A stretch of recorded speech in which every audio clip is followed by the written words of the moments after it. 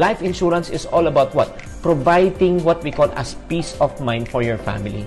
Alam mo, wala pa rin tatalo sa Alaska eh.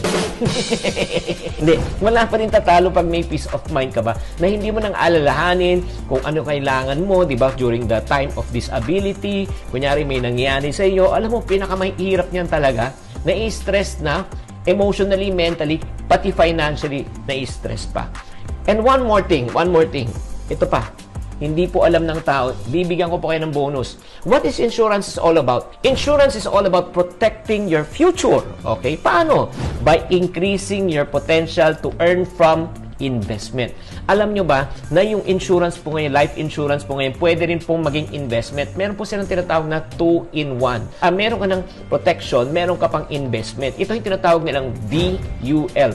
Variable Universal Life. It's a built-in cash value po na ini-invest po nila sa stock, sa bonds, sa mutual funds. And then, ang good news po, mind you, pwede nyong i-withdraw itong pera na ito kahit buhay pa kayo. Yan po yung tinatawag na 2-in-1 po. May protection na po, meron pang tinatawag na investment.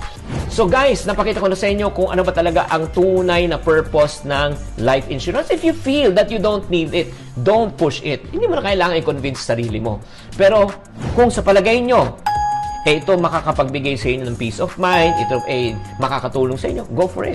Ang tanong ko po sa inyo ngayon ay ito. Ikaw, ano sa palagay mo? Need mo ba ang life insurance or hindi?